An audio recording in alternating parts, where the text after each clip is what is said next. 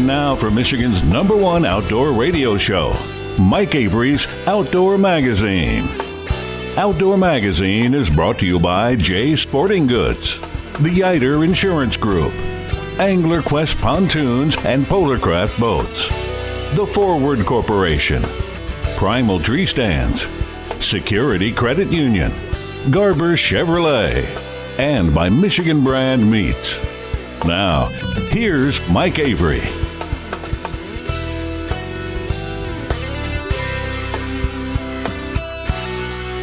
Well, thank you, Ken Hunter, for that introduction, and welcome to another edition of the Outdoor Magazine show right here on the Outdoor Magazine Radio Network. More than 30 stations across the great state of Michigan.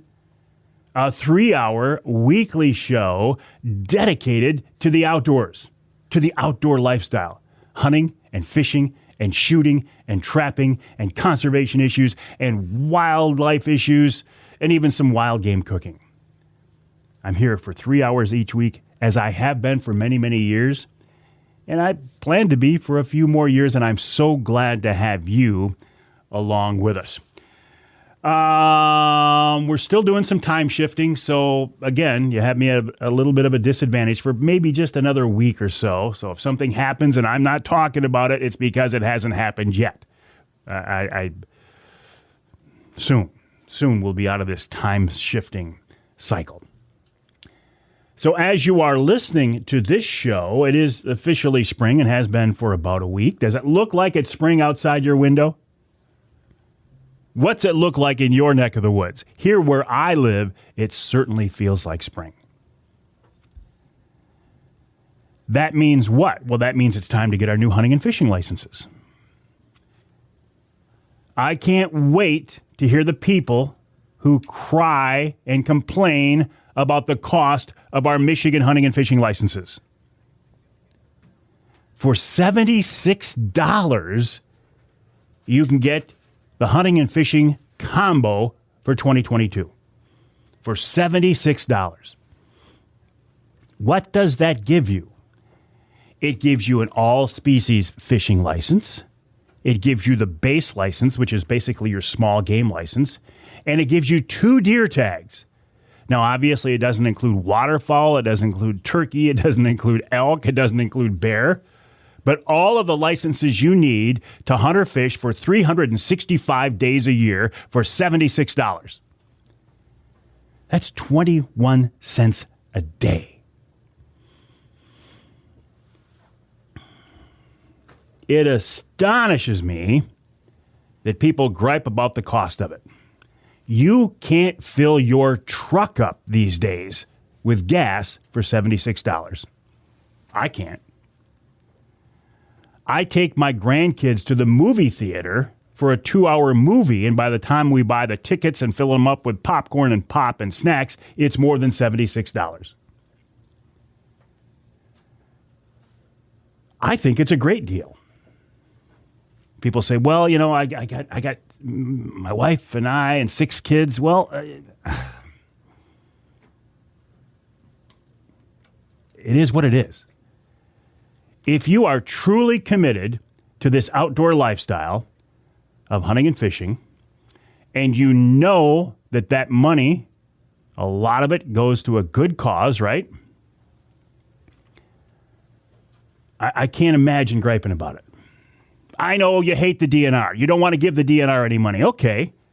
If you're so mad at the DNR that you won't pay to hunt or fish every day of the year, then there's another issue at stake here. There's another issue at play here. There's another larger issue here, right? So I bring it up, just a reminder, it is time to get your new hunting and fishing licenses. And I will pay $76, and then I'll pay for a turkey license, and then I'll pay, hopefully for a bear license, and I'll do it with a smile. Turkey season just around the corner now. I'm pretty excited, I will admit. And yes, I'll pay another few bucks for my turkey license. Oh, Avery, oh, you're rich. I'm not rich. But I do think our hunting and fishing licenses are a good value, a good deal. Go out of state, pay their rates. see how much you have to pay. I will be out there with my dart and crossbow, sitting in a blind, always a primal blind. In fact, Bob Ransom will be along next week to talk about blinds. No, he's coming up later in this show, actually, as I think about it. Time shifting has me a little bit screwed up. But I will admit, my curiosity has been piqued about doing a little more gun hunting this year. I have nothing against guns. I love guns. I have a lot of handguns. Well, let me rephrase that. I have some handguns. Depending on who is asking the question is how I will answer the question. I have some handguns. And I have some other guns as well, including a couple of AR-style guns. But they're not hunting guns. I could use them for hunting, I guess, but they're 223, 5.56. They're considered, if it hits the fan type thing, home defense, quotes combat style guns. So and I haven't shot them much. I'll be honest with them. I'm honest with you. I'm fascinated by the concept, the AR concept. And AR does not stand for assault rifle. I grew up hunting, I started out with a single shot 20 gauge. I remember for Christmas one year, I got a single shot Savage or Stevens or Ithaca, I don't remember what it was, 20 gauge. And that was my introduction to hunting, as it is for many people. That 20 gauge is a very versatile gun. You put a slug in it, you can deer hunt with it. Put shot shells in it to go rabbit hunting or squirrel hunting or pheasant hunting, whatever. And the single shot is extremely safe. And then I graduated. When I got maybe a year older, when my dad wasn't using his 30-06 Remington semi-auto, I got to use that. So that's what I grew up hunting with. A single shot shotgun, semi-auto 30-06. A couple of years ago, I bought myself an inexpensive 30-06 bolt-action gun to deer hunt with because I in my mind, I'm thinking, okay, an 06 or a 30-30 is the gun to hunt deer with. But I'm still fascinated by the AR platform. It's like Legos for adults, right? They're very versatile. You can do a lot of things with them. So that's why I was so excited to get together and meet with John Cedar and Mike King of Brenton USA, a Michigan-made AR-style, extremely accurate hunting rifle. And they're made in Lansing, just down the road from the governor's office. How cool is that? 450 Bushmaster, 350 Bushmaster, Blackout, Whisper, Grendel, Valkyrie, 223. I mean, the whole gamut. So I'm trying to decide what caliber to go with. Do I have one made up in the 450 Bushmaster that is so popular these days? Go to the 350 Legend? I don't know. 6.5 Grendel? I don't know. I'm looking for something that I can, that ammo is readily available. And I think I will be deer hunting this fall a little bit more with a gun. I'm never going to give up my bow or my crossbow. I'm a bow hunter at heart. But, boy, the thought of using an AR-style, accurate, Michigan-made gun for deer hunting really does appeal to me. And you'll be hearing a lot more about these guys. What else? Wednesday Night Live, right on through Easter. We will continue our Ham for the Holidays giveaway, courtesy of our good friends from Michigan Brand Meats. They've been so generous. Starting in the fall, we give away ham for the holidays every Wednesday night at 7 o'clock. We do it now right on through Easter. All you have to do is tune in at 7 o'clock to my Wednesday Night Live, either on Facebook, YouTube, Twitter, or LinkedIn. I don't routinely put them on Instagram, and that's an Instagram thing. That's not an Avery thing. But tune in every Wednesday night at 7 o'clock, and we'll be giving away a Michigan brand ham. Walleye for Warriors, an event I'm very much actively involved in. That's on Saginaw Bay. It's June 11th and 12th this summer. They're still looking for boat captains. Go to the website walleyesforwarriors.org, walleyesforwarriors.org. You can sign up to be a boat captain. Excuse me. And very soon now, the website will open up to veterans, non-boat captains, to get involved as well. Walleyesforwarriors.org, walleyesforwarriors.org. Keep an eye on that. Detroit River walleye. I'm hoping to get down there and do some walleye fishing. Of course, walleye fishing on inland lakes and most of the rivers across the state is closed now. But Detroit River, St. Clair River are open year-round. Of course, the Great Lakes open year-round as well. There's something about getting down there on that Detroit River I find fascinating. I only do it maybe once a year, every couple of years, but maybe I can sneak a trip down there this year. In fact, maybe we'll do a Wednesday Night Live. We've done those in the past. Brad Dupuis of Angler Quest and I head on down and do a Wednesday Night Live from the Detroit River. Maybe we'll do that. Coming up on this week's show, the tick Terminator, Bryan Anderson. He said it's not too early to start thinking about ticks, worrying about ticks. Bob Ransom of Primal Treestands, talking about their ground blinds for turkey season. Franklin Hayes, a new member of the Michigan Wildlife Council, will join me. In hour number 2, Dave Rose talks about pier fishing and surf fishing. Nick Green of MUCC with a full plate. Then this week's Ask Avery segment. And in hour number 3, we'll talk a little bit more fishing with Brian Darland of Jay's Sporting Goods, jaysportinggoods.com. And, of course, we'll wrap it all up with wild game chef extraordinaire Dave Minar. That's all coming up this week right here on Outdoor Magazine.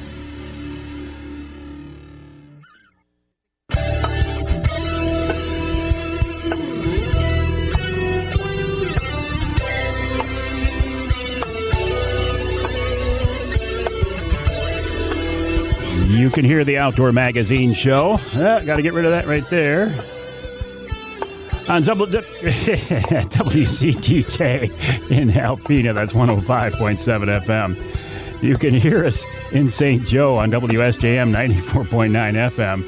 And you can hear us north of the bridge in Iron Mountain, WMIQ 1450 AM. This segment of Outdoor Magazine brought to you by the Linwood Beach Marina and Campground. Linwood Beach can be your year-round Saginaw Bay fishing destination and your Mid-Michigan Tracker and Angler Quest headquarters. For more info, check them out online at linwoodbeachmarina.com, linwoodbeachmarina.com. And I don't know, by the time you hear this show, and again, we're doing some time shifting, if the launch and the bay will be open to open water trolling. I don't know. I can't look in my crystal ball and see that. But if not, it won't be long. Check them out online at linwoodbeachmarina.com, linwoodbeachmarina.com. And there you can also get their phone number. Give them a call to get the latest conditions and find out what's going on out there as far as boat access and open water walleye fishing on Saginaw Bay. linwoodbeachmarina.com. While you're online, please check out my website, MikeAveryOutdoors.com. I keep promising an update to the website, a revamp. But I got to be honest, other things keep getting in the way. Day-to-day life and the business of running the business keep getting in the way of revamping that website. It's out there. It's on the horizon, but don't look for it next week. Anyway, it's MikeAveryOutdoors.com. And while you are online, please head over to this website, thetickterminator.com. Thetickterminator.com. Bryan Anderson is the Tick Terminator, and he joins us every year about this time to remind us about what to keep an eye out for regarding ticks as we're outdoors. Bryan, welcome back to the show. How are you? Great to be here. This is our 4th year. Is it really? I can't believe it. Wow. Yeah, 4th year. 2018 we started. And every year you're on about this time, I ask you the same question. As this show airs the last weekend in March, isn't it too early to be worried about ticks? Well, it depends on where you're at in the state. I mean, I'm Iron Mountain area here in the UP, of course, and we still have snow on the ground, but it is melting this week. Oh, my gosh, my wife is so happy to see that.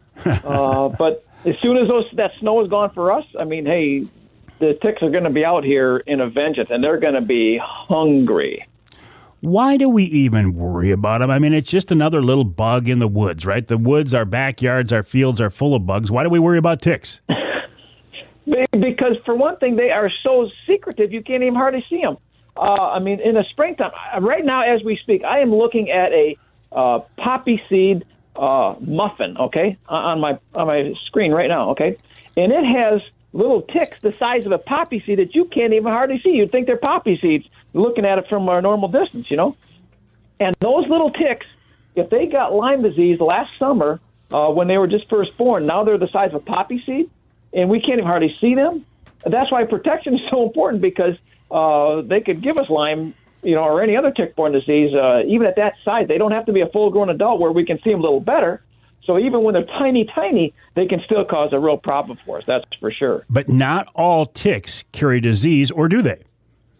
No, they don't all, but I've never seen one with a little L on its back saying, I got Lyme. The next one says, I don't have any. You know what I mean? Yeah. So we got to kind of treat them all as bad. So, I mean, as far as I'm concerned, the only good tick is a dead tick. That's why I try to terminate them all, But anyway. Hence the tick Terminator.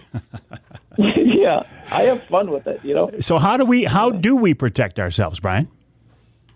Well, there's several different ways. I just had a press release on this here, even too recently. One is if we never went out of the house, we're going to be fine, But we have to go. I mean, we're hunters and fishermen and, outdoors people. People this spring are going to be out looking for mushrooms, for deer sheds, just getting out from cabin fever, over the winter. And the best way to really protect yourself if you're going through the brushy stuff is with a product called Permethrin. And I found out a few years ago, and that's what really got me going in this, was just to tell people about it. Because Permethrin is a really cool product. You can spray it on your clothes. It's odorless, so hunters love it too. Turkey hunters especially need to have it because they're sitting in tick habitat. And cool thing about Permethrin is when you spray it on, it sticks to the fabric of the clothes and the garment, whatever your apparel that you're using in gear. And it goes through the washing machine, so you don't have to put it on every day like DEET, which DEET is wonderful, but that's for skin. And Permethrin is not for skin; it's only for clothes. And it not only repels them, but it also kills ticks and little bugs too. Is it harmful? Is it harmful to people at all? No. I mean, our military's been using it for decades, but it's wonderful stuff. I mean, the way it works for bugs, like ticks, and we don't have chiggers around here, but in the South they do. It's called a contact repellent, Mike. Okay, because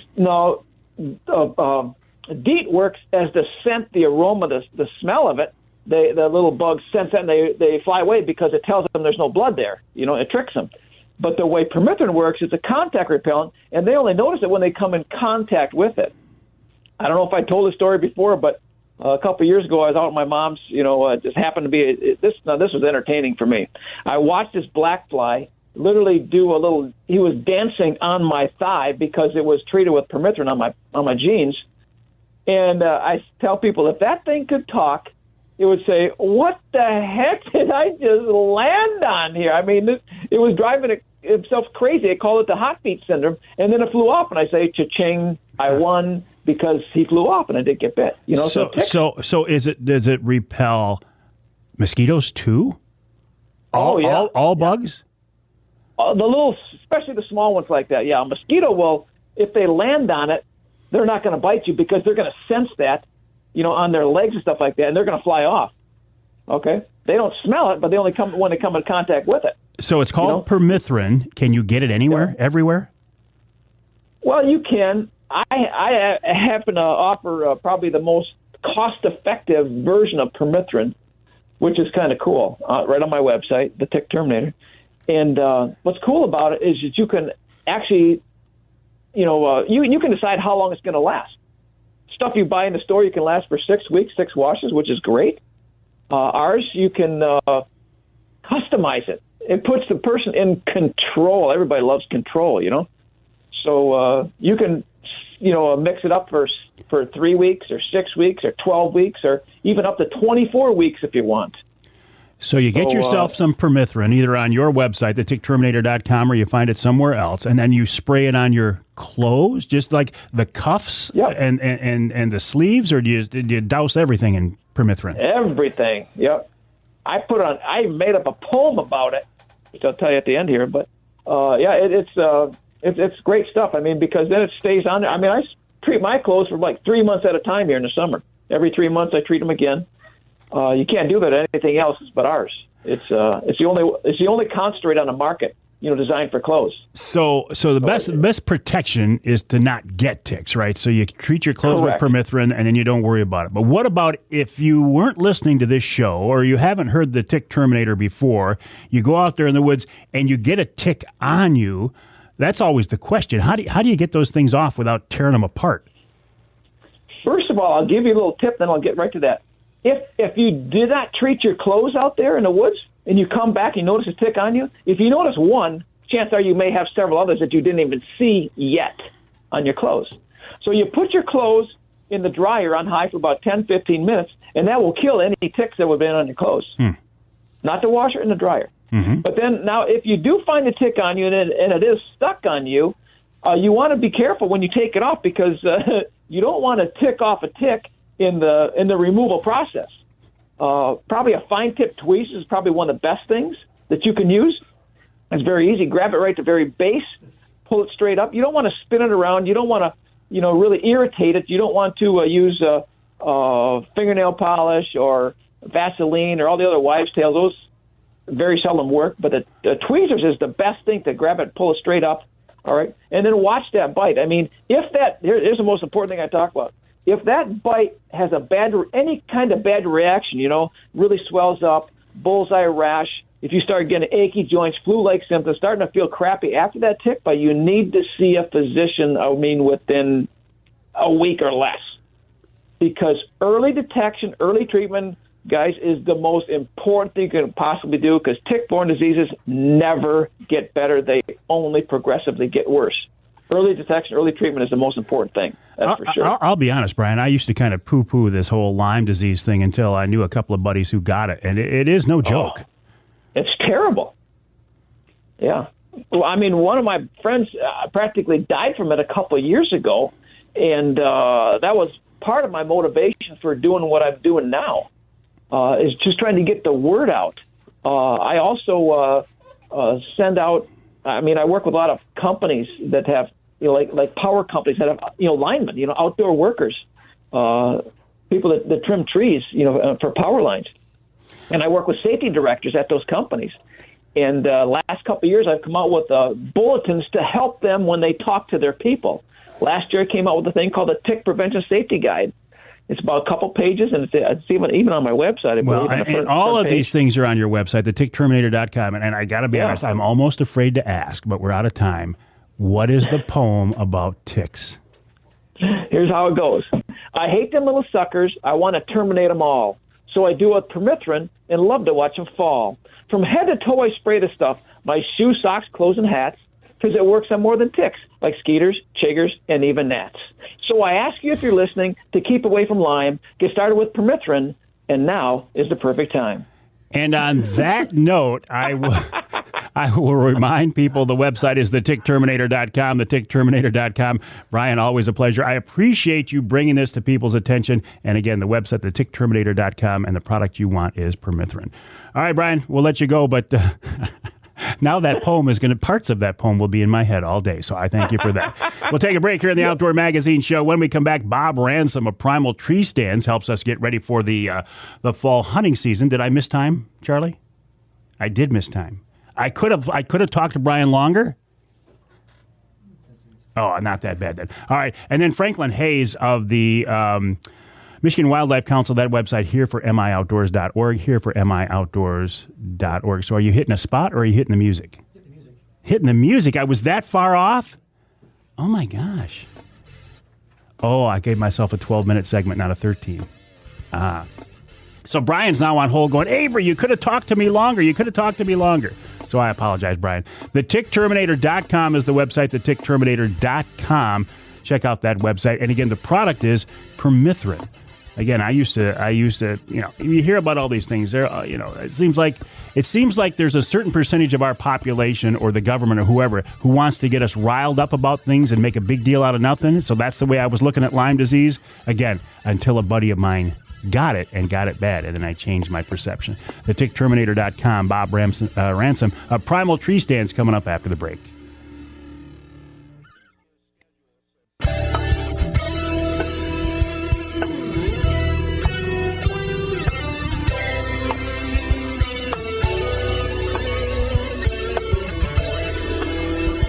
you can hear the Outdoor Magazine show on more than 30 stations across the great state of Michigan, including WBCK in Battle Creek 95.3 FM. Let's go to Flint, Sports Extra 1330 WTRX. And let's go north of the bridge. Let's go to Marquette, WDMJ 1320 AM. This segment of Outdoor Magazine is brought to you by MUCC's On the Ground program. OTG, as it's called, is a program to improve habitat for fish and wildlife across the state. For details, check out the Michigan United Conservation Club's website. It's mucc.org, mucc.org. And a reminder, use the promo code Mike, all caps, M-I-K-E, and save 20%, I think it's 25%, on signing up to become an MUCC member. While you are online, head on over to primaltreestands.com, primaltreestands.com, and if you want, use the promo code Avery and get deep discounts there as well. See, I'm saving you money all over the place. Bob Ransom is the guy behind Primal Tree Stands, a good friend of mine for many, many years with us now on the Outdoor Magazine phone line. Hey, Bob, welcome back. How are you? I'm doing great, Mike. Thank you. Hey, always a pleasure. I tell you what, I am getting geeked about turkey season. As folks are hearing this show, it's just a few short weeks away. I know you're a hardcore deer hunter. Are you a turkey hunter as well, Bob? I do a little turkey hunting, Mike. I've shot a few of them over the years. I've been able to harvest a couple of them with my bow. Mm-hmm. I'm not as hardcore as, let's say, yourself or Philip Culpepper, some folks like that. Well, listen, I had Philip on the Primal Tree Stands podcast a couple of months ago. Nobody's as hardcore of a turkey hunter as he is. Yeah, I know. Gosh. But his style of hunting and mine are completely different. He runs and guns with a shotgun. I set up in one of your primal blinds, either the Rafe or the New Breeze, and I set there over decoys with a bow in my hand, and that's the way I choose to do it. And I tell you what, Bob, I think for a lot of people, turkey hunting in a blind is the way to go. Yeah, we've definitely honed in on that. You know, there's some real advantages to hunting turkey from a blind. For one, bow hunting is very difficult to become successful. You know, to bag a turkey with a bow. A blind sure does help, and I agree with you. When I hunt turkeys, I hunt from a blind. I set them up. I set my blind up, and then, of course, I set my decoy spread up, and, you know, we go to work calling them in, and that's exciting. That's a lot of fun doing it that way. And turkeys, unlike whitetails, are not blind shy at all, Bob. I have set up a blind in the middle of a plowed field in the middle of the day and had birds in my lap 20 minutes later. Yeah, you know, when you're going to whitetail hunt from a ground blind, you're going to want to get it out there, you know, let's say a week in advance, just to let those bucks understand and get used to it. Our experience with turkey hunting from a ground blind, you know, I've literally seen a flock of turkeys walk down a 2-track. We get out, we set our blind up on the 2-track, and they will turn right around and come right past that blind on the same 2-track. How can a bird that is so smart sometimes be so dumb other times?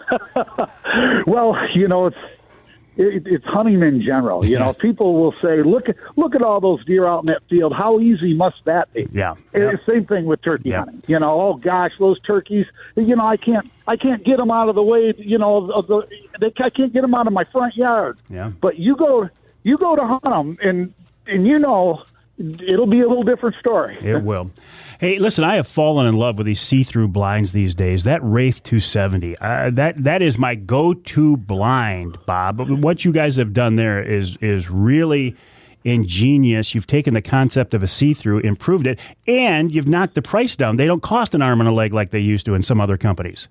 No, we've specialized in making things very affordable for the hunter, and that Wraith 270, that has great visibility in that there's horizontal windows all the way around the blind, so you've got a great view to shoot. But as you mentioned, the window coverings are made from that one-way see-through mesh.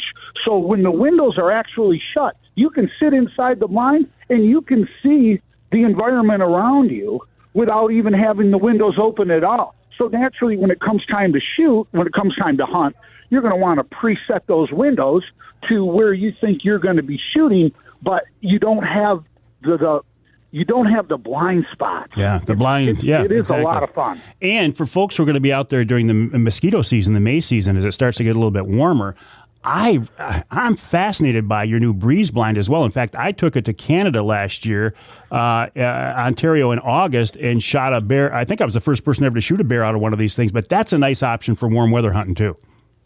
Yeah, yep. I really, the breeze fits a great niche, and a lot of times when you're hunting an early season whitetail, it's hot, and when you go inside of a blind, it can be miserable. Yeah. And so what we've done is we've taken that one step further, and we've made a blind with a secondary roof.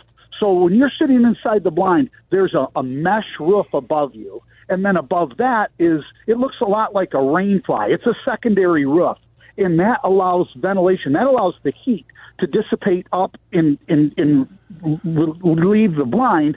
And then, of course, in the bottom, all the way around all four sides, we've got a whole bunch of half-moon air vents, which allow the air to, allow the heat to dissipate up and out. Bob, you guys have come up with some great products. The website is primaltreestands.com, primaltreestands.com. Use the promo code Avery and get some deep discounts on everything on the website. Bob, keep up the good work, and you and I will talk again soon. We'll take a break here. When we come back, Franklin Hayes, newest member of the Michigan Wildlife Council, right here on Outdoor Magazine.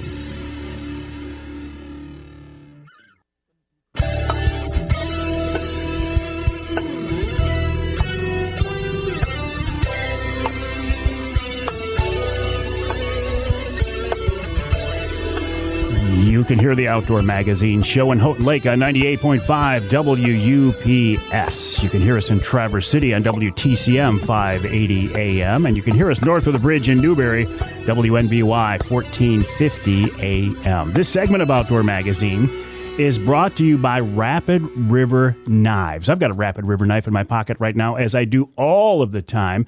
Rapid River in the UP. These knives are handmade by craftsmen. Check out the website, rapidriverknifeworks.com, rapidriverknifeworks.com. Or if you get a chance, stop by their showroom just outside Rapid River on US 2. They make beautiful knives, folding knives, fillet knives, skinning knives, even kitchen knives. They do a great job, and I am proud to work with them and proud to carry a Rapid River knife every day. rapidriverknifeworks.com. I'm also proud to work with the Michigan Wildlife Council. This is a group that was formed a few years ago to promote hunting and fishing and trapping here in the great state of Michigan, and to let people know the benefits of such activities, especially promoting to people who aren't necessarily involved in that lifestyle. Their website, by the way, hereformioutdoors.org, hereformioutdoors.org. Franklin Hayes is one of the newer members of the Michigan Wildlife Council, and he joins us now on the Outdoor Magazine phone line. Franklin, welcome to the show. You and I have not talked before. When I look at your profile online, I see a guy smiling, holding a walleye, looks like maybe down on Lake Erie or Detroit River, and I know you're also an avid a trap shooter as well, right? That's correct. Good morning, Mike. How are you? I am wonderful. Listen, tell me about your involvement in the Michigan Wildlife Council. How did that come about? Well, it came about, an opportunity presented itself that I was able to tell my story and be a bridge builder for those, exactly how you mentioned, that did not have the traditional exposure to everything the outdoors in Michigan has to offer. So I'm excited about the role, connect some communities, again, that don't know everything about fishing and the everything that the Detroit River has to offer, the walleye runs, the white bass runs, and things, and just share the experience, the great experience of Michigan outdoors. Did you grow up then in the outdoors, or is this something you developed, you fell in love with later in life? Being outdoors is a 4-generation tradition of the Hayes family, starting with my grandfather. See, I love to hear that. And now then, for you to be in a position where you can influence people and reach people, that's a great story, Franklin. I am certainly excited to do so. We've got some great things in store this upcoming season on the Detroit River, working with some community groups, some youth groups, again, to share that. So I am supercharged and ready to go. The Michigan Wildlife Council, this is a campaign, and the Here for Generations campaign. They've been involved in this for a few years now. I don't know, how much you are involved yet at this point, but it seems to me like the campaign is working. It's making some inroads, primarily Southwest Michigan, Southeast, Lower Michigan. Is that your sense, Franklin? Is the campaign working? Absolutely, and we're only getting started. What's in store? I mean, you talked about reaching people who are not involved in this lifestyle. I have taken some pushback from people who are avid hunters and anglers saying, why are they spending all their money on that group? Why don't they reach out to us? And my response is, look, you folks are already involved. That would be preaching to the choir. We got to reach the people who don't know. You're absolutely correct. And the experience is just... It lasts for generations, and I'm proof positive of that. And to get more people outdoors, certainly what we're able to do, the revenue from the fishing and hunting licenses, and continue to build upon everything, again, that Michigan has as it relates to the hunting. The whitetail season in November, certainly deer hunting. Again, the walleye fishing season, the sturgeon season, one of the Great Lakes that we have a hidden gem, our Sturgeon Run, that you'd have to go out west to Washington or Columbia, the river to fish, to be able to bring all the hidden gems here. We're excited, and they're right there in this region. Yeah, and a lot of people don't know about it. I mean, we've got moose in the UP. We've got a viable, vibrant elk herd. We've got sturgeon. We've got bass. We got walleye. We got, everything that this state has to offer, and a lot of people don't even realize that. Absolutely, and certainly the revenue, again, the jobs that it creates, and it's a win-win for the economy, for the communities, the restaurants that are there, the infrastructure in these cities, again, that they have to offer. It is a win-win. So certainly targeting an audience that has not had this experience benefits everyone. Well, and I think what you guys are doing there at the Michigan Wildlife Council, because, you are well aware of this, our way of life in some ways is under attack. There are well-organized groups out there who want to take away our hunting and our fishing and our shooting. And I think what you're doing now, Franklin, is more important than ever. Absolutely. It's unfortunate that someone, sometimes from hundreds, if not thousands of miles away, can make a bad decision, and it impacts everyone. A lot of the things that I find is through the lack of education and the experience, and knowing that the population control for deer, when they're driving in the summertime and deer are running out in the road, or they're riding down the street and turkeys are out in areas that they traditionally had not been, and some look at them as nuisances and think, well, how do we fix that? Well, there's an opportunity where we can share the outside experience in Michigan, certainly feed families, and do that, and that's through hunting. So I believe that the education campaign that the Michigan Wildlife Council is on will help us get there so that we can have others embrace our sports. Franklin, I'm glad you are, after hearing you talk especially, I'm glad you are now part of the Michigan Wildlife Council. I wish you luck this spring, and I'll look forward to talking again soon. Mike, my pleasure. I'd love to get you out on the trap field one day. The walleye season is coming up. Would love to host you down on the river and have a great time. Look forward to doing this again. I will look forward as well. Franklin Hayes, a new member of the Michigan Wildlife Council, the website hereformioutdoors.org, hereformioutdoors.org. We'll take a break for the top of the hour. When we come back, we'll talk fishing with Dave Rose, and we'll talk with Nick Green of MUCC.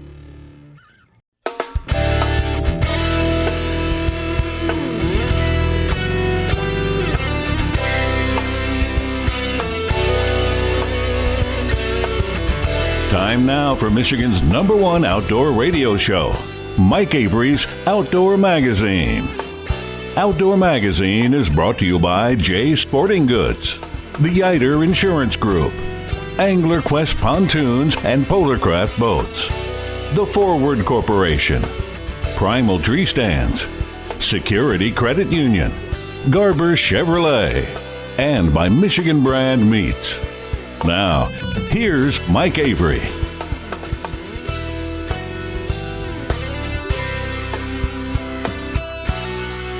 Indeed, this is the big guy, Mike Avery, and welcome to hour number 2 of this week's radio show here on the Outdoor Magazine Radio Network, heard on more than 30 radio stations across the great state of Michigan. I think I probably made my point. This is a radio show.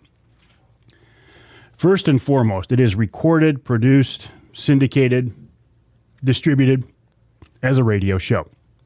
And I think the best way to listen, if you can, is on your local AM or FM station. You get your local news, weather, and sports, and the broadcast version of the show. The content is made available before the podcast is uploaded. And I make the distinction, I don't know, maybe it's you're not supposed to be prideful. I get that. But I have to be honest, I do have a certain amount of pride in the fact that the Outdoor Magazine radio show has been on the air for so many years.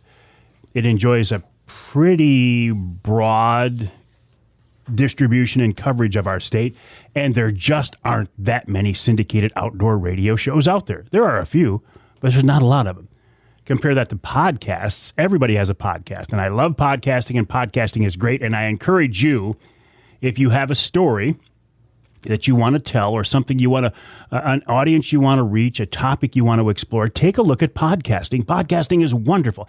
You could take your phone and do a podcast, and if the content is good, you can generate an audience. And there is a podcast version of the Outdoor Magazine radio show as well. You can hear it on my website, on the Facebook page, at Amazon Music, Audible, Twitter, LinkedIn, iTunes, Google Play, iHeart, Stitcher, Deezer, Odyssey, the whole 9 yards, anywhere. In fact, I even put it up on YouTube, and people watch/listen to it on YouTube. And I appreciate that. Speaking of podcasting, also I do a podcast for Offshore Tackle, Angler Quest boats, Primal Treestands, and Polar Craft boats as well. So keep an ear out for those. You can find them on their respective websites. Want to talk now about a little springtime fishing. I mean, in my mind, that's what you do this time of year. Well, that's what I do. It's either springtime fishing, springtime turkey hunting. Before too long, it might be a while yet, people will be out looking for morels in the southern part of the state. Dave Rose is a guy who's been around the fishing scene here in Michigan for many, many years. Website wildfishing.com, wildfishing.com. And I always enjoy my conversations with him, and he was gracious enough to give us some time this weekend, and I appreciate it. Dave, welcome back. How are you? You know, I'm not too bad. A little tired. Just got done doing the last of the consumer outdoor shows here just the other day, so now I'm just catching up on my beauty rest. I'm not even I'll just let that lay. I was going to ask you about that. How did your show span shows go this year? How was attendance? I mean, COVID threw a monkey wrench into you guys. How were things this year? You know, it's I don't know if it was better than expected or worse than expected. It was not record attendance by any means, but there was a lot of people came and, you know, did their thing, looking at fishing and hunting and stuff and going to seminars and whatnot. So, you know, there were times it looked like, you know, the old show, and a lot of people elbow to elbow. And it was good to see. A lot of people, you know, fishing tackle, for an example, has been pretty hard to come by with all the, you know, supply chain ups and all that kind of stuff. And, hey, people were able to find stuff that they wanted, and saw a lot of people walking out with fishing poles in their hands, so that was nice. Is that still the case? Is it still hard to get our hands on a lot of our fishing gear even now? Yeah, it really is. I mean, obviously there's a lot of cargo ships off the Pacific out there, and there's a lot of companies out there that, you know, are waiting for their goods to get in here, and so they can stock on the store shelves. So what is your advice, Dave, when it comes to gear? If somebody's looking for some new gear, fishing gear, should we hold out until we can get the perfect thing that we're looking for, knowing it might be a while? Or do you recommend, look at it, if you really need it and you can find something that's close to what you're looking for, grab it now while it's there? Yeah, you know, it's kind of a D, all the above kind of thing. I mean, obviously we may have a rod or reel or something that, you know, well, is our dream accessory or whatever, and, you know, maybe hold out for that because it will come. But if you're able to use what you have, use it. If you finally see what you're looking for, you know, don't hesitate. Pick it up as soon as you see it, because it could very well be gone and be a long time before it gets replaced. How long can we realistically expect our fishing gear to last? I mean, I've got some stuff that my dad had that, you know, I could probably use it, but it's seen better days. Is there a lifespan for, say, I don't know about a fishing rod, but what about a reel? Well, you know, it just depends on the quality of the reel and whatnot.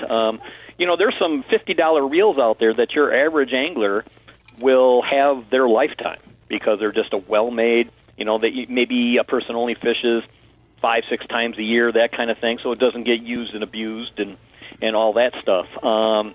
I've had reels that barely have made a season, and then I have reels that I've had and been guiding with, and so you can imagine the amount of use that they've had for 25 years, and they're still going strong, just like the day they were out of the package. Now, have you taken those apart every once in a while and rebuild them, or do they still like they were right out of the box? Pretty much still like they were right out of the box. They haven't been dropped in the water or the sand or anything like that. I haven't had to take it apart and re-grease. There are some, I have the little oil needle and stuff like that, and I, oil all the little moving parts and just keep everything flowing as well as can be. But and I do have some reels that are quite a bit older where the grease has just hardened, and that grease needed to be taken out and new put in, so it was running like new again. But it really just depends on the amount of use and even how they're stored. I mean, you don't want them in a shed that's going to get up to 150 degrees when the sun comes out. The same with freezing. I mean, if when it's 20 below out, hopefully those reels can hold up to just sitting there covered in dust and freezing. Because that's where mine were all winter. Well, that's good, and as long as something now, obviously this is something to talk about in the fall. But when you go to put your rods and reels away, one of the things you want to do with those reels, and even after every time you use it, so even now, loosen up the drag. Loosen up that drag, because those washers and stuff that are in a spinning reel or a bait casting reel or any of that kind of stuff can get a memory to them, and they can get warped. And to make them last, when you get done fishing with them, just loosen up that drag and then put them away wherever it is. That's actually great advice, Dave. It's great advice I never take because I never think about it. Yeah, I got a lot of rods and reels, and I make sure in the fall when I'm putting things away that's one of the first things I do is just loosen up that drag. Okay, you led me into my next question. Have you ever taken inventory? How many rods and reels or combos does Dave Rose have? And your wife is not listening right now, so don't worry about that. Yeah, she's on the other side of the office door right now. And she knows. She just walks in. I saw a cartoon one time, and it was a guy walking into his barn or whatever, and there was hundreds and hundreds of rods and reels, and he's like, just think of them shoes, as his wife is standing there fuming that he has so many rods. But not saying women have a lot of shoes, because I have a lot of shoes too. But, I have never really sat down and counted because it would be too scary. Right now, my pole barn's already starting to look like an episode of Hoarders going on in there, because I've actually been trying to get rid of some stuff, things I just don't use anymore. I've been giving a lot of stuff away to some organizations that have, fishing programs and stuff for kids, and so that's been good. But I can guarantee you there's well over 100 rods and reels hanging around. Well, I don't think I'm far behind you, so I'm not casting stones, that's for sure. But you think about it, you got your jigging rods, and then you've got your casting rods, and then you've got your surf rods, and then you got your trolling rods. And your trolling rods, you might have some dipsy rods, you might have a whole lead core or wire. I mean, there's so many different, in my mind, legitimate reasons to have so many different setups. Yep, no, very, very true, and it's just like a golfer. I mean, they have a golf bag full of golf clubs, because not every one is perfect for every situation. And nowadays, with all the technology and whatnot, it's amazing. Like you say, when you buy a rod specifically for jigging, it makes a big difference compared to maybe something else that was used for dragging live bait or trolling or something like that. So. There's a lot of rods and reels out there for a reason. When you look at the gear and equipment we have these days, though, I mean, it's come a long way. I look at, some of the stuff my granddad used to use, and I'm like, how did you ever catch fish with that? Well, he did, and he did it very well, but I think it's easier with what we have today. Oh, there's no doubt about it. Rods, for an example. I mean, you think of some of the old, very heavy fiberglass rods, and they weren't real sensitive. They were good for surf fishing maybe or whatever, because there's a different telltale sign visually when a fish is hitting versus the feel. And nowadays, obviously technology, the materials are lighter and more sensitive than ever. And, there's a big difference from those rods and reels of yesteryear. Now, some were, I've been kind of getting into the vintage thing a little bit, surf fishing and whatnot. I found a couple, at yard sales and stuff, fiberglass rods that are perfect for surf fishing, and it's just kind of a nostalgic kind of thing. So I've been kind of getting back into that just for fun. Well, you mentioned surf fishing. We got to take a break here, Dave, but when we come back, I want to talk about surf fishing and pier fishing. We're talking with Dave Rose of Wild Fishing, wildfishing.com. Dave is a very well-known outdoor writer, outdoor communicator when it comes to fishing here in Michigan. He's also a fishing guide as well, so he's got a lot of experience on the water, and he has a lot of knowledge, and he does not hesitate to share it with us here on Outdoor Magazine, and I appreciate it. We'll take a break. More with Dave Rose coming up, and then after that, Nick Green of MUCC, followed up by this week's Ask Avery segment right here on Outdoor Magazine.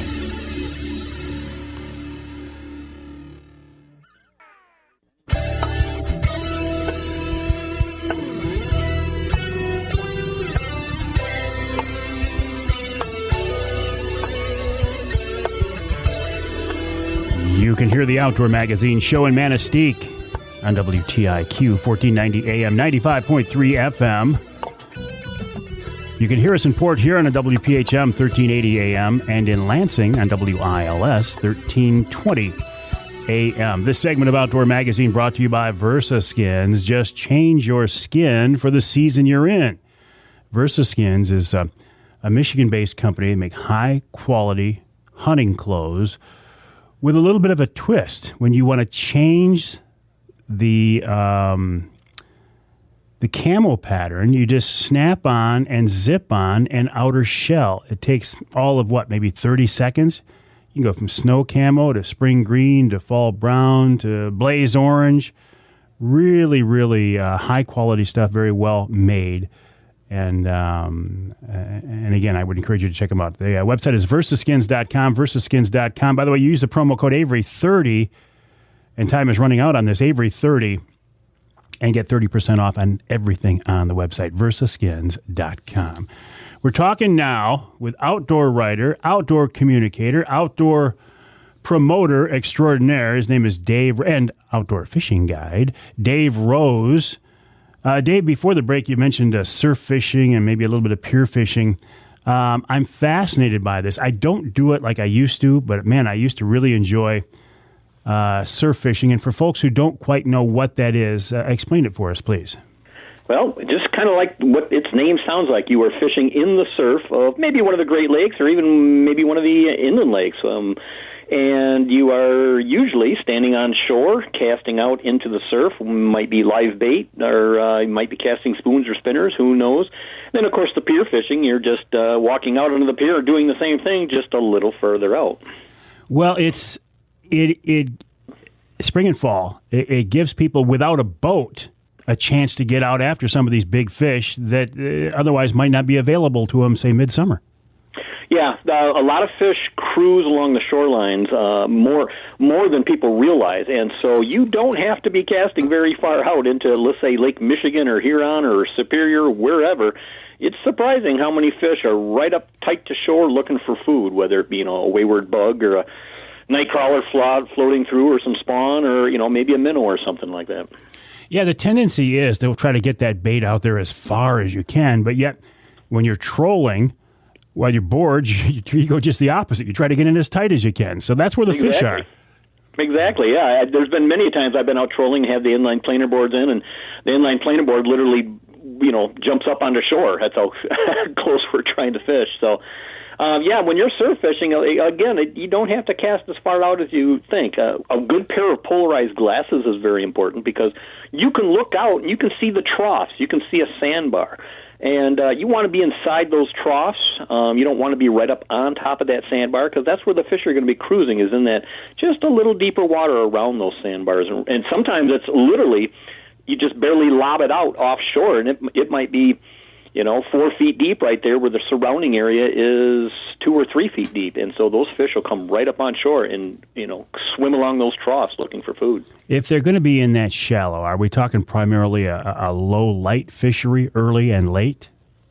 Well, this time of year is kind of interesting because, yes, you want, the low light, sometimes that first morning can be great. However, this time of year, as the sun pops out, well, that water warms up, and all it takes is just a little half a degree to get those fish turned on. So, back in the day when I was doing it a lot, especially this time of year, March and April, I wouldn't even go out to the pier, let's say, until about 10:30 in the morning, and I'd do that afternoon shift, and I'd be walking off the pier, hopefully with some fish on a stringer, while other people were just coming out to start their day. What types of fish are we talking, Dave? So we're talking steelhead, we're talking brown trout, we are talking the occasional, maybe a coho or a chinook that's springtime cruise along those shores. That's going to be your main, and sometimes some lake trout too. So really, this time of year, it's mostly browns and steelhead that you'll see. But you got the opportunity to catch all sorts of different kinds. So what's your setup? Live baits, spoons, plugs, body baits? All the above. So I like to have, now we can use 3 rods per person, so I'll set a couple rods out. Maybe one has a spawn bag in it with as fresh a spawn as I'm able to get. It's got some little styrofoam floaties in there or something like that to keep it so it's not just down in the rocks or, wafting on bottom. It's up in the water column just a hair in front of the fish's face. So another overlooked couple baits, nightcrawler, minnows, shrimp. Yeah, go to your local department or grocery store and buy a bag of shrimp when they're on sale, and you'd be surprised what you can catch because they're eating a lot of crustaceans like crayfish and all sorts of stuff. So, shrimp can be a good deal. So you put something in the bait to get it to float up off the bottom. Then do you run it through a pyramid sinker, an egg sinker, or what? Yeah, well, it's going to depend on the surf. There's times when an egg sinker might work. Maybe you're at the mouth of a river and you actually want that to drift a little bit with the current, slowly wafting its way down at the mouth. So an egg sinker is going to work because it will roll along the bottom. Let's say you're not in that situation. You want that bait to stay still, stay steady. Then that's when the pyramid sinkers are going to come into play. They're going to definitely hold into that sand and not roll around much better than an egg sinker. And you've probably got the rod in some kind of a rod holder or a sand spike or something. Are you reeling it up so the line is tight, or are you leaving slack in it? I like to reel it in so it's tight, so I want to be able to read that rod tip. So the rods I use tend to be longer meaning at least 10, 12 feet, something like that. I like that line to be up and off the surf because when the waves are coming in, that surf can catch the line and will really make your rod bounce around and make it hard to detect a hit. But as I was saying, cast out, tighten that, get all that slack out of it. So maybe there's just a slight little bend in that tip, and then I can really read when a strike is happening. Yeah, and this is a case, too, where you don't need a real nice, sensitive graphite rod, because it's, the hit is almost visual as much as anything, isn't it? Oh, it's very visual. There are a couple of cases where I've, maybe surf fished with the rod in my hand and letting it bounce, like I say, near a river or stream mouth and feeling it tick along bottom or whatnot. But for the most part, yeah, it's in some kind of a sand spike. I'm still using the same rod holders, I call them, that I've been using. I built them when I was probably 14 years old, and it's some conduit, about 5 feet long, and then a piece of PVC tubing on the end of it. And again, it takes that rod and lifts it up off the surface even more, and so your tip is way up off the water. There's something very reassuring, or maybe a better word, satisfying about using a piece of gear that you've had for that long. It's like an old friend when you pick it up and head for the water. No, it is. It is. I mean, it's funny how a piece of conduit can bring you back to your childhood, but yeah, like I said, I built these things when I was like 14, 15 years old, and I'm still using them today. So what pound you're using mono? I do. I like to use monofilament line. Usually I have the main line is going to be about 10-pound test, maybe 8, but usually I go with 10-pound test. It's thin enough, it casts well, you can still get a long-distance cast. And then for a leader, maybe a couple feet of, that could be 6 pound, it could be 4 pounds, somewhere in there. Usually using fluorocarbon these days just because of it has different properties than monofilament. But a monofilament leader is also very nice too. There's a little more stretch in monofilament. So if a fish all of a sudden decides to dart around and make a long run, you've got some shock absorber in there. So where would we start? Obviously river mouths, because you're looking for warm water. What about structure? Just anything that reaches out into the water. Is that something that they're going to have to, as they're cruising the shoreline, they're going to hit that and have to go around it, right? Yeah, basically that's a good way to put it. Yeah, they come up to a big pier and you can't go through it, so they're going to go around it. So it does kind of congregate fish. A lot of my best surf fishing spots have zero in line with a stream or a river. Sometimes it's just a steeper drop off or something along the shoreline that just plays well. I mean, no creeks, no whatever, but those fish are still going to cruise along there looking for food. And what was it that attracted you to that spot in the first place? And if there wasn't a landmark there that drew your attention? Well, again, donning the polarized glasses and whatnot, just seeing a lot of, and it doesn't, when I say structure, there might be some weeds out there, and you want to fish along the edge of those weeds because the fish will be cruising along the edge of those weed beds. So something that I can physically see with the polarized glasses, maybe a weed bed for structure, but a lot of it is just how the bottom is. Is it is it only 4 feet deep for a mile out, or is it 4 feet deep, and then you can definitely see a trough along the shore there. So you've got two rods in some kind of a holder or sand spike or something, but in the other third rod, you're probably casting that, right? Yep. And some days it's kind of interesting that some days the spoons or the spinners are going to take the majority of the fish, and other days it's the other way around. It's going to be your spawn bags or crawlers or whatever like that. So it's always good to have that option. And I'll have another sand spike because I don't want to hang onto the rod all the time, and take a little break and sit back and watch my other rods. But yeah, definitely, again, 10-pound test. This time the rod might be a hair shorter, maybe a 9.5 foot rod. 10-pound test, main line, again, I'm going to go with monofilament. Just a small ball-bearing snap swivel on the end, and put a spoon or a spinner on, or a body bait, like a Rapala or something like that, or a bomber, and cast and retrieve. The spoons I get because they're heavy. You can throw them a long ways. They have a great action. Spinners. I've never had any luck with spinners. I can't figure out what to do with them, Dave. I don't know if it's the wrong retrieval speed or what, but I've just never had any luck. Most people tend to reel those in a little too quickly, and they're going to ride up higher in the water column. An inline spinner, you can once that blade starts spinning, boy, you can slow it right down, and it's still going to have a thump. It's still going to have a little blade spin to it. There are some companies out there that have quite a bit of weight below the actual spinning blade itself on the body, and they're meant more for casting out into a lake versus maybe something that's lighter that would be more situated for a river. Are you still guiding, Dave?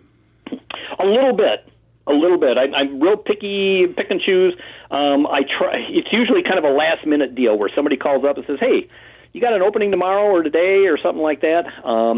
What happens right now is, I'm getting older, and I really don't want to be out in inclement weather. I can relate. Raining sideways or something like that. Yeah, I'd rather say, And unfortunately, when you take, maybe a reservation for a date, 3 months ahead of time, you don't know what the weather is going to be or anything like that. And I don't want anybody to be bummed out because, they came to fish and it's just too yucky. Well, Dave, you've got an open invitation to come down to Saginaw Bay. I say that every year, and you always blow me off, and I'm sure you'll blow me off again this year, but you're welcome to come down. Just let me know. Dave Rose of Wild Fishing, wildfishing.com, with some great advice on surf fishing and pier fishing. We'll take a break. When we come back, Nick Green of MUCC checks in, then this week's Ask Avery segment.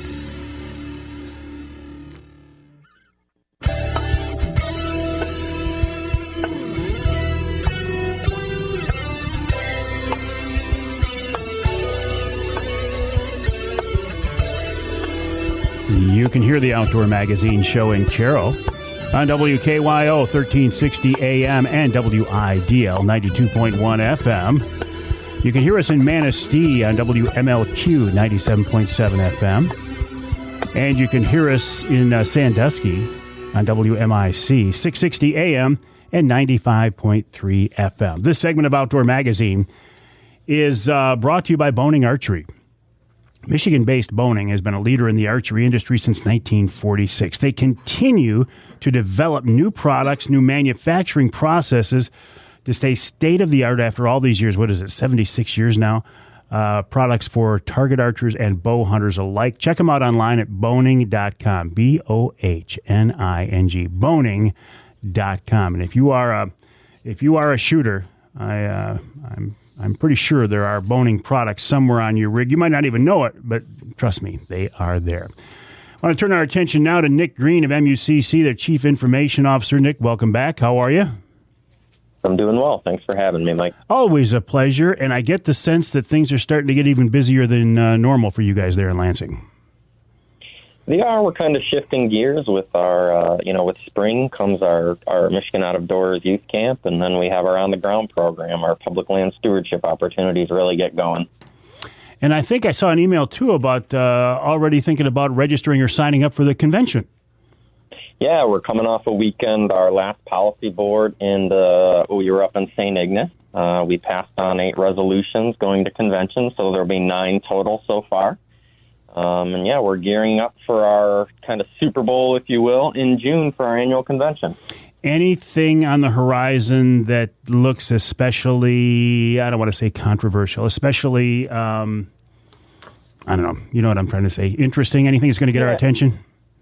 Yeah, I think, we have a resolution regarding the use of drones, and they're using them to be able to kind of execute's not the right word, the retrieval of an animal. Mm-hmm. So not anything to do with hunting an animal, but really finding wounded and down game. So I imagine that type of issue will have lots of robust conversations around it from both sides. Are there laws on the books right now regarding that? I know there are for hunting. I don't know about retrieval. Yeah, I would presume, and I haven't dug into this too deep because this is just now a potential resolution for us. But I presume that probably falls under hunting of some sort. You know, when you're retrieving your game, you're probably still in the act of that, so you probably can't use a drone.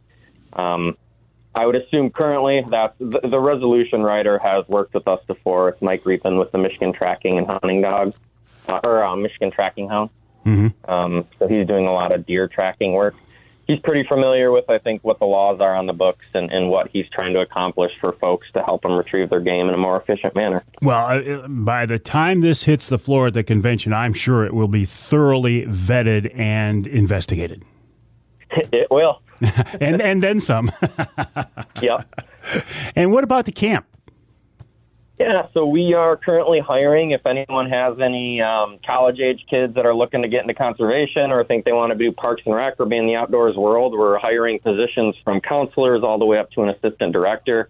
You can go to muccamp.org and all the information there to apply. We're also we got about 200 slots filled so far. We have 200 more to fill for campers. So these are week-long overnight camps. They get hunter safety certified if they're not, or take our hunter safety certified class.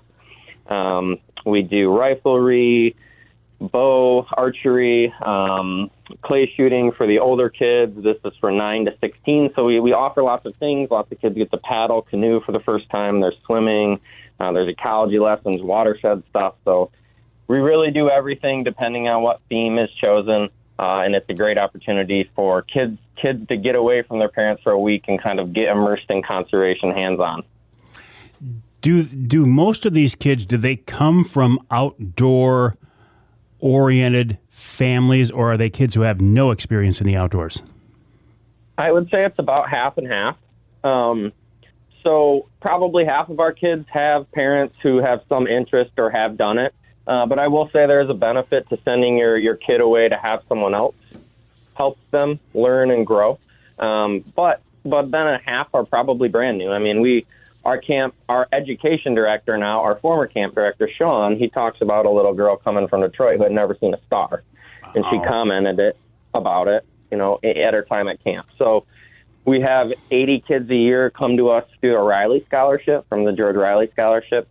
Those kids have to not have a mentor. They have to have not had any real outdoor experience. So we're really trying, that week is specifically dedicated to folks who are brand new to our world. Now, how cool is that? And real quick, an update on the ground. Yeah, so our on-the-ground program is off and running. We've had a couple projects. We just did a brush and shooting lane clearing in coordination with MyOFO and the Michigan Department of Natural Resources. So that was shot for the TV show Wardens, and will air in 2023 at some point, so we're excited about that. You can go and look for more projects at mucc.org/on-the-ground. We'll have one in late March and 2 in April. All right, Nick, that sounds good. You and I will talk again soon. The website, mucc.org, mucc.org. By the way, if you want to save 25% on your sign-up to become a member for the first time, use the promo code Mike, all caps, M-I-K-E, and become a member of MUCC, like I have for several years now. We'll take a break here in the Outdoor Magazine Show. When we come back, this week's Ask Avery segment, talking about bears, the number of bears in Michigan, and bear licenses. Why is it so hard to get a bear tag in Michigan? Well, we'll talk about that and more coming up in the Ask Avery segment. And then in hour number 3, Bryan Darland of Jay's Sporting Goods. And, of course, we'll wrap it all up with wild game chef extraordinaire Dave Minar. That's coming up this week right here on Outdoor Magazine.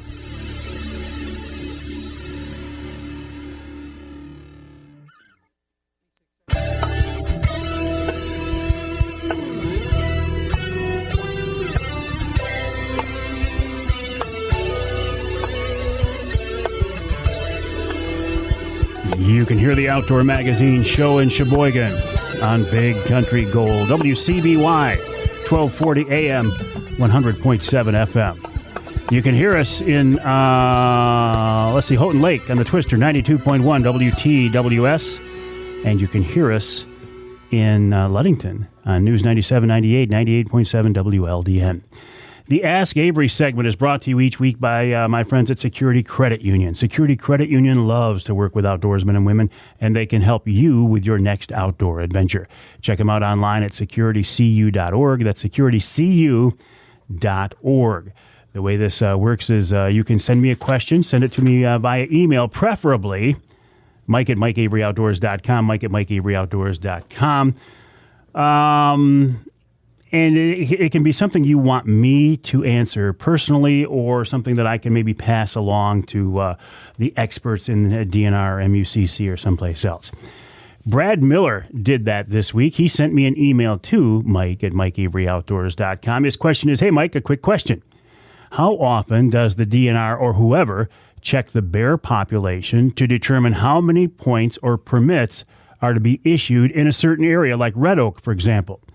He says there seems to be a lot of bear sightings in the last 5 years or so, but it still takes 10 to 12 points, and you get 1 point per year. So that's 10 to 12 years to get a license. He said, thank you for the response. It's a great question, Brad, because I too get frustrated by the timetable in getting a Michigan bear tag in most cases. I reached out to Cody Norton, who is the bear specialist for the DNR. He says, hey, Mike, we monitor harvest, population estimates, trend indicators, etc. every year, and we make adjustments to license quotas every 2 years.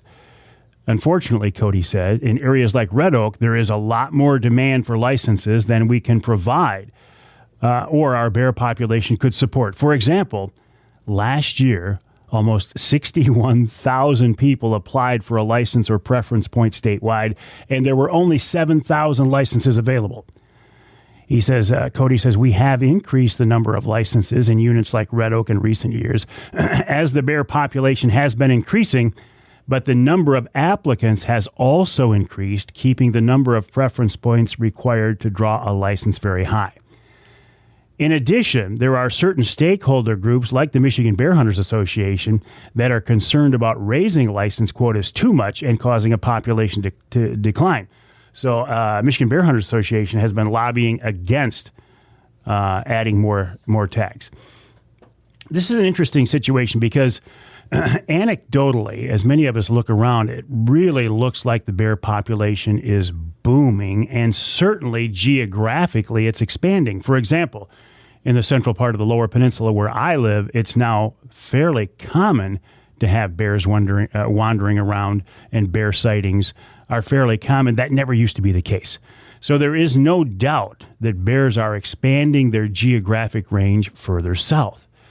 Does that mean, though, that the population is also expanding? I would think so. I mean, as a non-biologist, I would think if there are so many bears that are starting to work their way south, that there should be more bear tags out there. Doesn't necessarily work that way. And listen, as a guy who loves to hunt bears more than probably anything, I get very frustrated by this. And in fact, that's why I go to Ontario every year. I don't want to wait the 9 or 10 years for a bear tag in Michigan. So I go to Ontario, I buy one over the counter, and I can bear hunt every year. However, in the last couple of years, I have discovered this. In certain areas, primarily in the UP, I'm not talking Drummond Island or Red Oak or the Baldwin Unit or anything like that. I'm talking areas in the UP. If you apply for the third season, you can get a tag about every other year. Now, it's a different hunt, right? I mean, your success rate isn't going to be as high. But for me, for example, I fully expect that this year I will get a tag for the Newberry district in the third season. And I'll be hunting with my buddy Johnny Bowler. And if you've got somebody there who is a very good guide, like Johnny is, I call him the Bear Whisperer, your success rate could still be, reasonable. So my advice to you, Brad, if you're stuck on Red Oak, yeah, it's not going to be a quick process, and it's going to be several years before you can get a tag. If you just want to hunt bears somewhere in Michigan, look at one of the UP bear management units and go for the third season. Some places, like the far western UP, you can get one almost every year. But for a lot of downstate people, that's not a practical hunt. It's too far away to keep your stands and sites baited, unless you've got somebody up there that's working with you. But good question, Brad. I appreciate that. And thank you, Cody Norton from the DNR, for checking on that. By the way, Cody is an avid bear guy himself. He's actually going to Ontario this spring to hunt with my friend Ron St. Louis of Northern Wilderness Bear Outfitters. So even the biologists sometimes step out of Michigan so they can get a tag. And again, thank you to the folks at Security Credit Union for making each week's Ask Avery segment possible.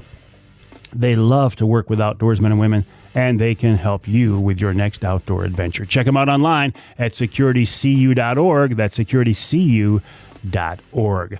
We'll take a break for the top of the hour. When we come back, we're going to check in with Brian Darland of Jay's Sporting Goods. Talk a little fishing, talk a little gear, and then, of course, we'll wrap it all up with wild game chef extraordinaire Dave Minar. That's coming up in hour number 3 of this week's Outdoor Magazine.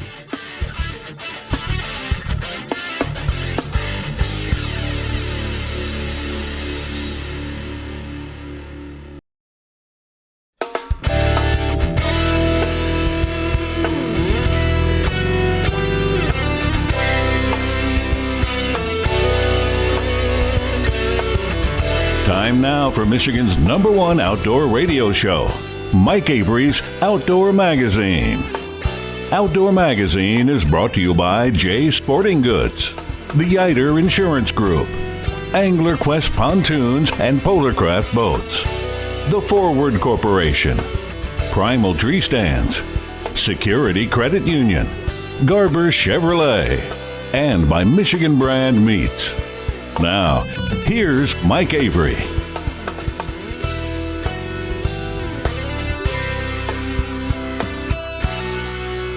Indeed, this is the big guy, Mike Avery, and welcome to hour number 3 of this week's Outdoor Magazine show.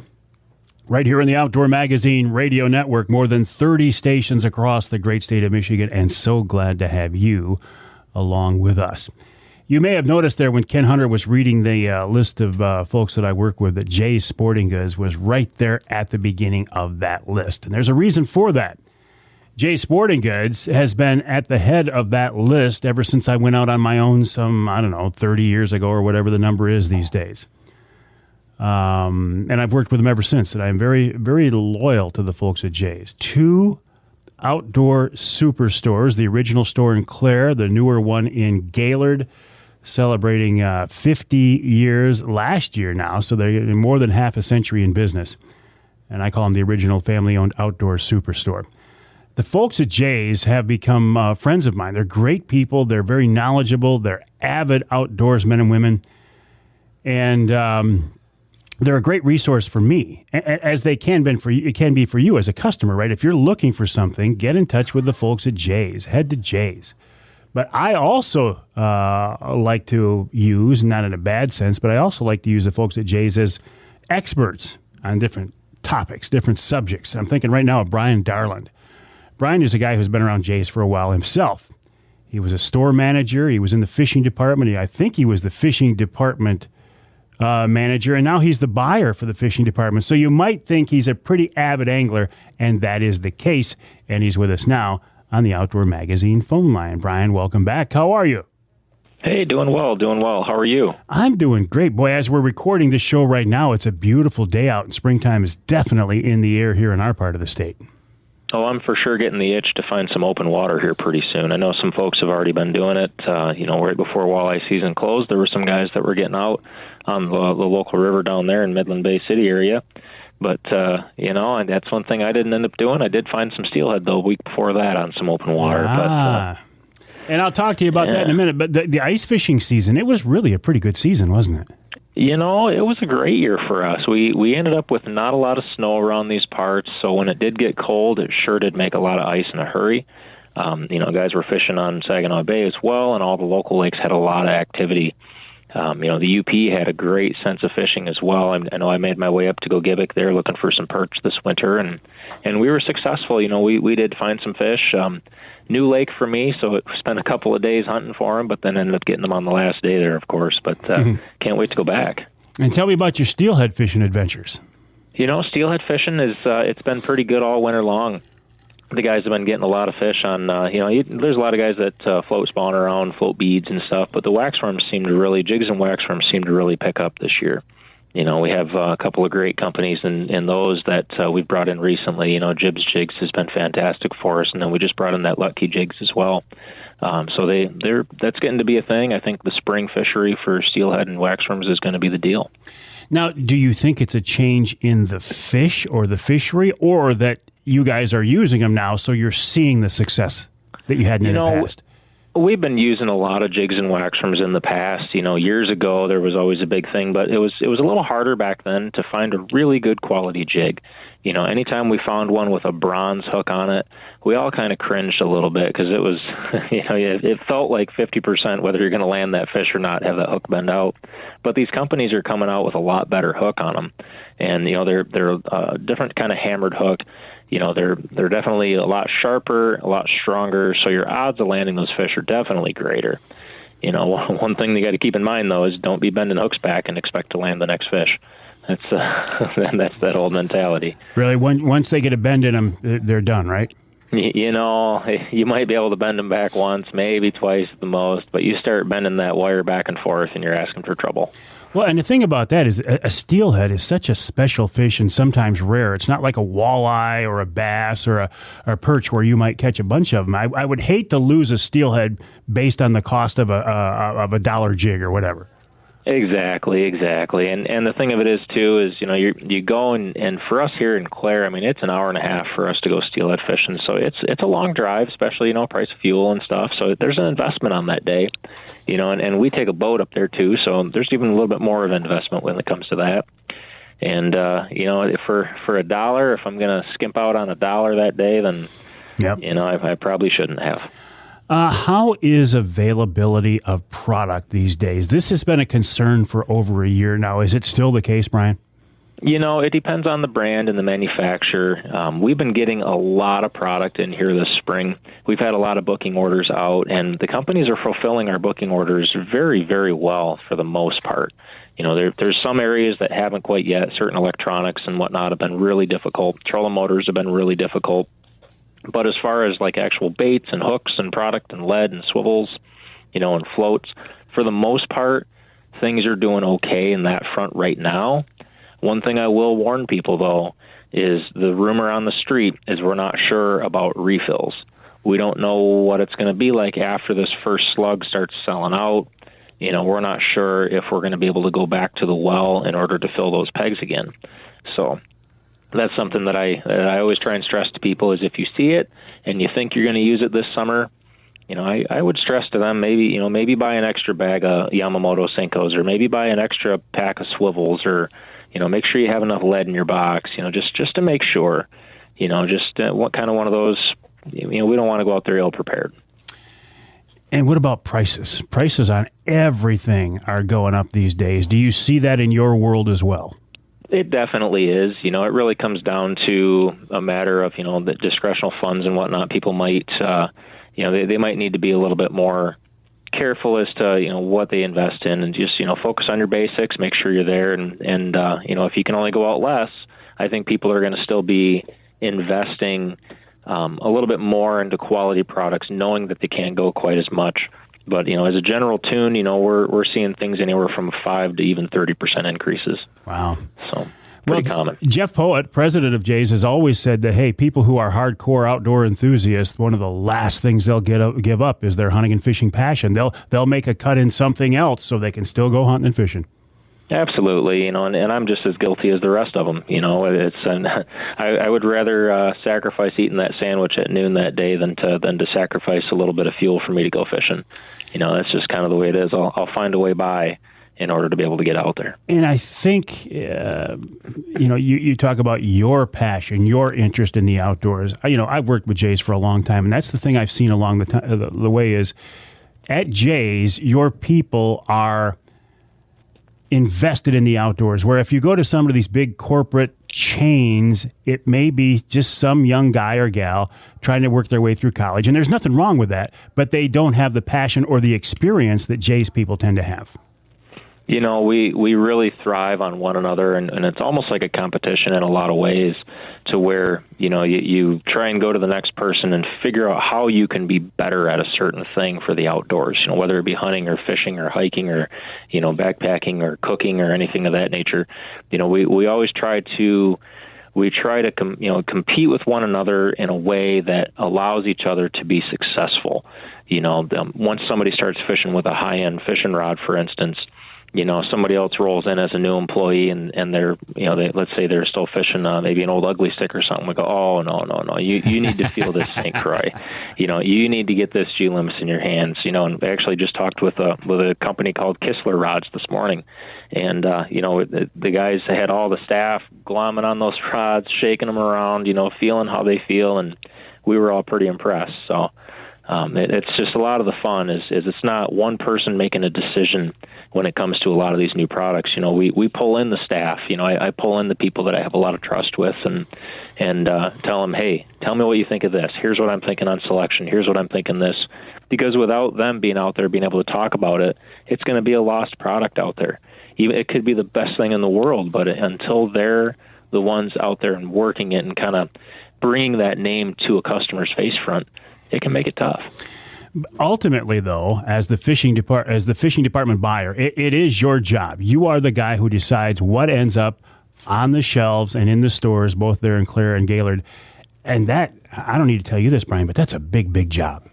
It is. There's a lot of SKUs that you have to deal with on a daily basis for sure. And, right now, for instance, we're dealing with a lot of the spring stuff coming in. There's other summertime orders that need to make sure that they're in as well. But the other crunch time is that we are booking our ice fishing stuff for next winter right now on top of everything. So just as soon as we thought we were done looking at ice and snow, we have to look at more ice and snow and get these orders in. And when you're dealing that far in the future, you have no idea. You don't know what the economy is going to be. You don't know what inflation is going to be. You don't know what availability is going to be. And in something like ice fishing, you don't know how the ice is going to be next winter. You got a lot of things you got to take into account. That's exactly right. And you come off a year where, ice fishing was great and people are super excited to get out into it. Let's say next year we end up with a really warm winter. Well, and it's hard to sell an ice shanty in 60 degrees. That's just the way it is. I don't know how you sleep at night, Brian. Oh, we just have a passion for the outdoors, and we try to thumb ourselves to sleep through our phones while we're looking at new fishing rods and tackle. That's kind of how it goes. We're talking with Bryan Darland of Jay's Sporting Goods. The website jaysportinggoods.com, jaysportinggoods.com. Bryan is the buyer for the fishing department. He downplays it, but he is the guy who ultimately decides what fishing gear is in the store. So I want to talk with him more about that process and how do you vet them out? How do you there's a lot at stake there. How do you pick the good stuff from the stuff that is just being hyped? And, of course, we'll talk about some fishing, too. That's after the break right here on Outdoor Magazine.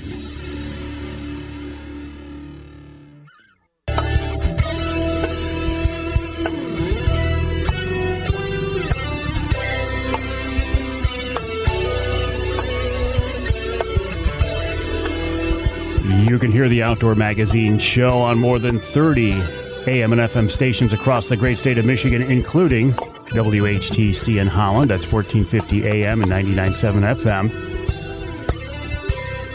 And you can hear us in, where are we? The Sioux, ESPN 1400 WKNW. Good morning to my friends in the Sioux Police Department. How are you guys doing? Appreciate you listening.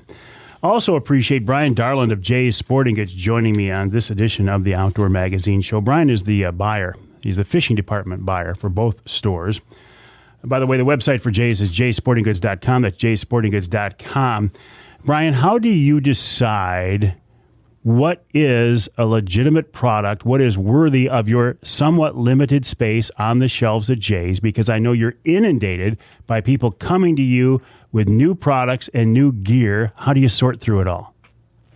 Oh, my goodness, that's the question of the hour. It really comes down to looking at application.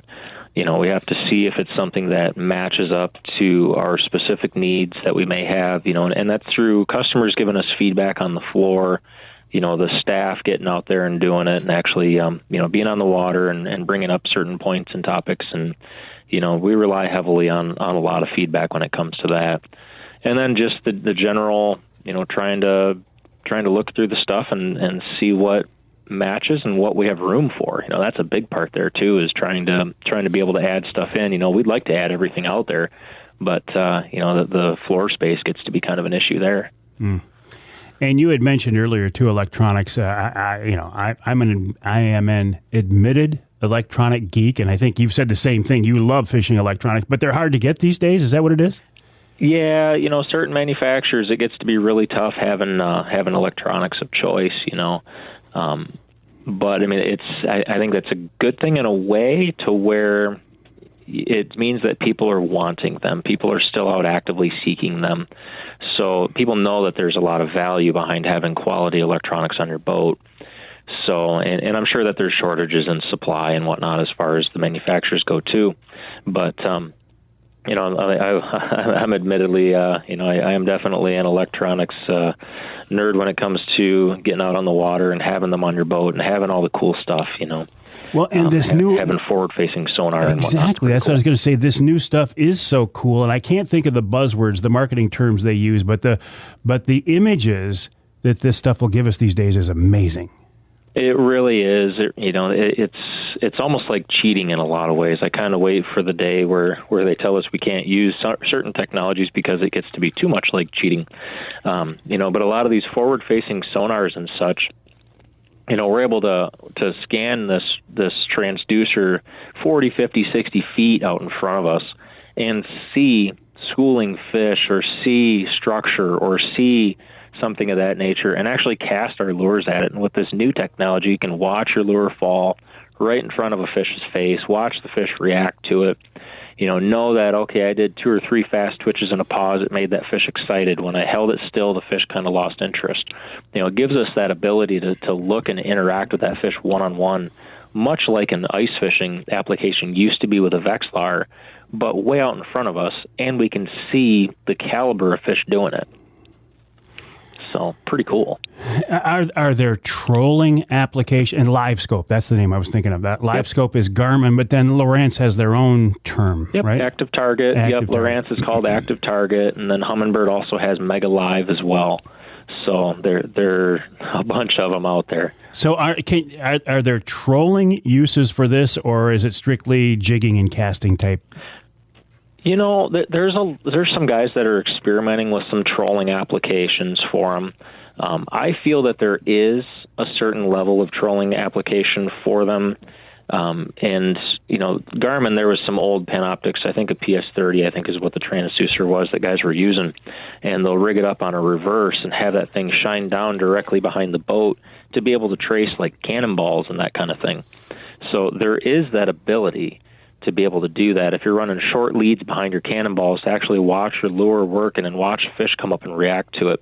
I watched a video online a couple years ago of some guys doing this, and it was pretty cool because with that transducer, somebody was trolling a ledge up in Lake Superior, and on the left side of the screen was upwards of 50, 60 feet, and on the right side of the screen was down to 80 or 90 feet, and that's just how fast that drop was. So he was able to keep his cannonballs right on that drop, whereas with a normal 2D sonar, it would just show you that you're in 50 feet because you're going to have all that dead zone down below. So that was pretty cool technology to see. I'm not sure if that took off yet, so that is one that has some trolling application. Another trolling application that I'm seeing is I think that there's going to be some play for these forward-facing sonars kind of doing the same thing, but maybe looking forward towards the very front of the boat in like a landscape mode maybe, and being able to see, okay, we're coming up on a school of fish on the right, we're coming up on a school of fish to the left. I think there will be some applications for those as the technology increases. Is the learning curve on these pretty steep? It definitely has, to be able to navigate the units and stuff, it has a little bit of settings that you need to play with and whatnot. But they're getting better and better as the updates come out and as the units upgrade. The companies are having it better to where the pre-standard settings are pretty much ready to go. I have a Mega Live from Humminbird, and what I found was when I would play with the settings, in a lot of ways, I'd almost make my images worse. So I would start going back closer to what the factory had me telling me kind of to do. So kind of neat to see that the companies are beginning to make it a little easier for folks. All right, let's go from high-tech, high-end electronics for trolling back to the basics, especially this time of year. If you're going to be standing in the river, standing in surf, let's talk about waders. What should we look for in waders these days, Bryan? My personal opinion on waders, I don't have much use for a neoprene wader. In my personal opinion, a lot of people in the past would have a neoprene because it would shield a lot of the cold elements. They wanted to be able to have that barrier between the cold water and their skin in order to keep them warm. Well, nowadays, with breathable waders, a lot of guys are just taking an insulated layer. They're putting an insulated layer underneath the breathable waders in between, like they'll wear, for instance, these puffy pants, ones that I'll wear sometimes underneath in a breathable application if I need to stay warm for like duck hunting or something of that nature is, Sitka has these puffy pants that I wear for my hunting type of time of year. I'll put those on underneath, and you want to talk about an even more comfortable, easy walking, and very warm application.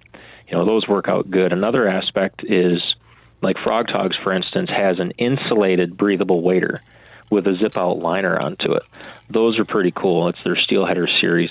Those are pretty cool. And then like Lacrosse has some where the insulation is actually stitched right on the inside of the waders. So they're a breathable wader with an insulation stitched right into them. What about fly fishing? I know your Gaylord store, that's a real fly fishing area there. Oh, absolutely. I mean, we got all the streams and whatnot up there. I mean, Grayling is one of the meccas of the Midwest. Sorry, really. did I say Gaylord? I apologize. No, no, it is Gaylord. Yeah, it's a Gaylord store. Yeah.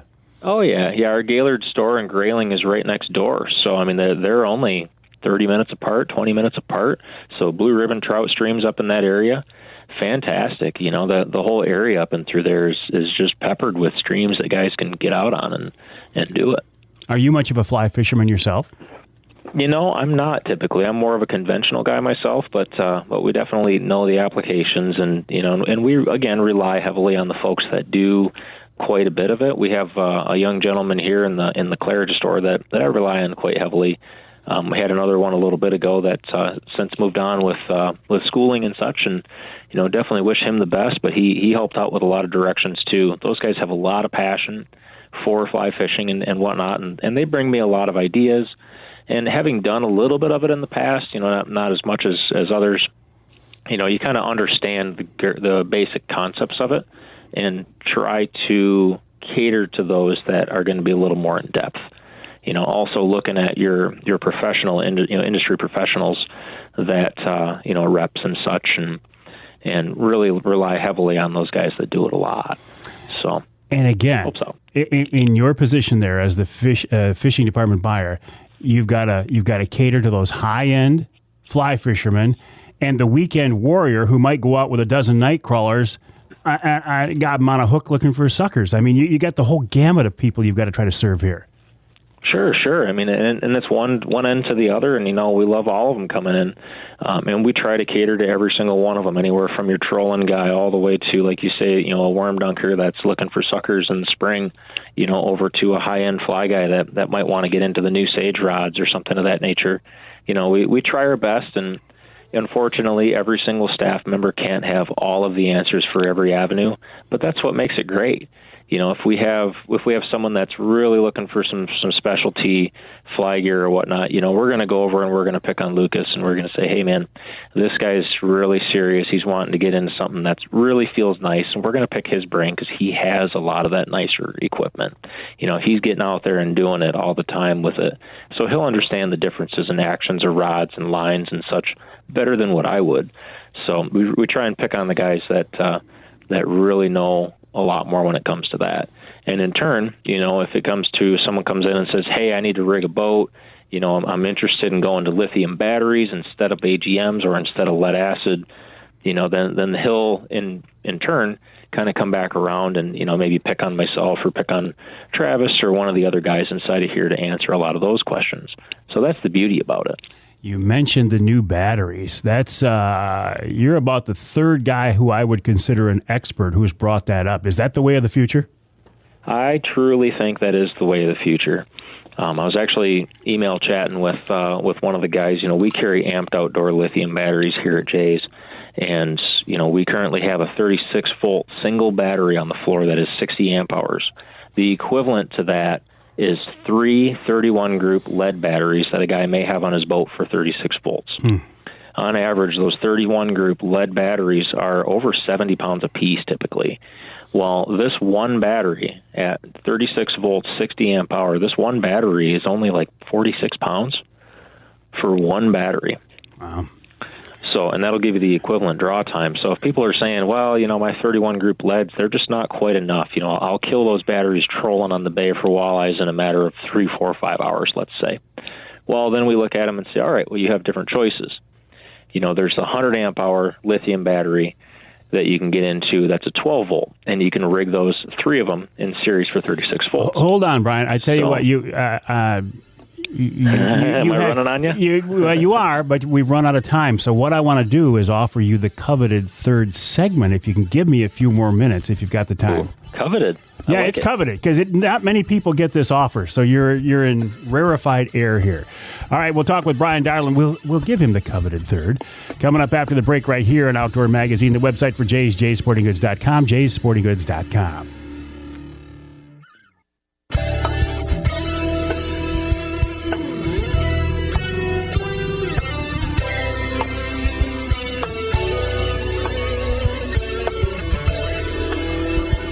You can hear the Outdoor Magazine show in Tawas on WIOS 1480 AM, 106.9 FM. You can hear us in Escanaba on WCHT 600 AM, 95.3 FM. And you can hear us in Saginaw on WSGW, again, an AM-FM combo, 790 AM, 100.5 FM. I'm in the studios of WSGW right now for these 3 hours. This corner of the building, I sometimes call it the Outdoor Magazine studio. I'm in here with Charlie Rood. Charlie, it's a nice day out, and you'll notice that because it's such a nice day, the crowd is larger than normal because people flock to the studios here where they hear Charlie's going to be here. But he's here every day. And they hold up signs, and they chant, and they wave like, Charlie, Charlie.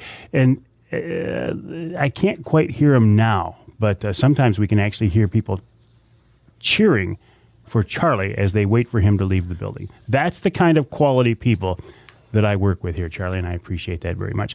This segment of Outdoor Magazine brought to you by Reader Landscaping. Reader can take care of your lawn and property because it's your nature and our nurture. Let Reader create an outdoor getaway in your backyard, as they have for me. And now that the snow is gone, I look at my backyard and I think, the folks at Reader did such a nice job. It's such a nice, relaxing place. They can do lawn maintenance. They can do tree trimming. They can, and projects. If you've got a big project you want to get done, get in touch with the folks at Reader now. Do not wait. ReaderLandscaping.com is the website, ReaderLandscaping.com. The website for Jay's Sporting Goods is jaysportinggoods.com, jaysportinggoods.com. I've worked with the folks at Jay's for a long, long time, including Bryan Darland, who is the buyer for their fishing department. He's with us now on the Outdoor Magazine phone line. Bryan, I was going to let you go, but you brought up these new batteries just at the end of the conversation. I got to follow up on this. Everything about these is great, except for the price. Right? Can we put a price on fun though? I mean, come on. Let's face it. And see, that's why you're in the position you're in. No, I get it. But that's what I hear. They are pricier than the old style battery, like every new technology is. Yep, they absolutely are, and I mean, you really have to weigh the balances. The nice thing about lithium, though, is they also come with a very long warranty.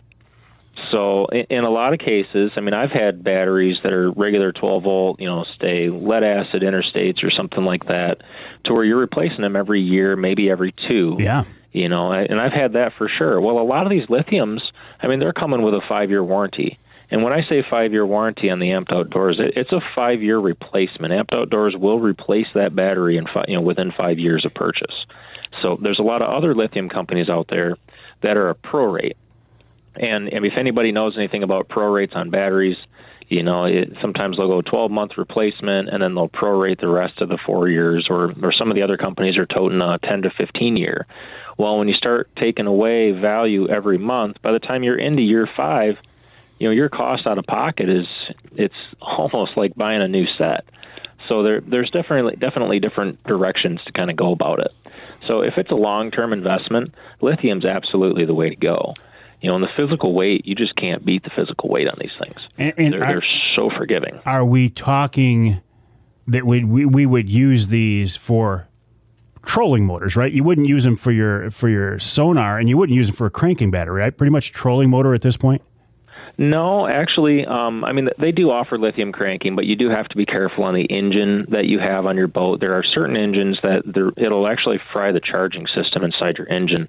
And in some cases, if your motor is under warranty, unless your engine specifically states that it can operate on a lithium cranking battery, you shouldn't, because it could put you out of warranty for running a lithium battery in those instances. So you just have to check into the manufacturer of the engine and make sure that it is yes or no rated for lithium. So that said, you stated, these are primarily for trolling motors. At this point, I mean, that's probably the bulk of the applications. However, lithium power on electronics, especially high-end electronics that have a lot of amp draw, is absolutely a thing. Absolutely something to consider and do. For instance, I ran one of the Amped Outdoor 80-amp lithium batteries in my boat last year, and I had it connected to a couple of 12-inch screens on the bow of my boat, along with a Mega 360 and my Ethernet expansion port box, so that all the units can talk together. And it gives you a clean, high-voltage power. And one thing about electronics is when they start lacking on voltage, they start running like crap. Typically, when you have an electronics unit that starts freezing, we've all had it. You push a button, nothing happens, and you're kind of waiting. Mm-hmm. And you're like, well, what the heck? So we push the button again, and then something happens, and it starts moving, and next thing you know, it catches up on those extra pushes. Well, with lithium power, having it always pushing out that 13.2 or 14 volts, something that's a little higher voltage, it keeps those unit processors running at an optimal performance. It also keeps your transducers pinging at that optimal performance. It keeps all the processes that need to happen with these units running good. Once you start getting into 10s and 11 volts, the units can run, but they're just not running efficiently. So, personally, like I say, lithium power, a 12-volt 80 amp hour for like what I have, which this year will be a pair of Helix or a pair of Solixes from Humminbird, and a 12-inch. 80 amp hours is going to be just the right amount of juice for those, as well as my Mega Live, and kind of have that operate in the whole power command center on the front of my boat. All right, Brian, So, you've sold me. And describing your boat, that sounds like a pretty nice setup too. it works out pretty good. It's nice to be able to see everything with those big screens. That's one thing. All right, listen, we get into it. Good fishing to you. I appreciate your advice and your information. Brian Darland of Jay's Sporting Goods, the website jaysportinggoods.com. That's jaysportinggoods.com. We'll take a break. When we come back, we'll wrap it all up with wild game chef extraordinaire Dave Minar right here on Outdoor Magazine.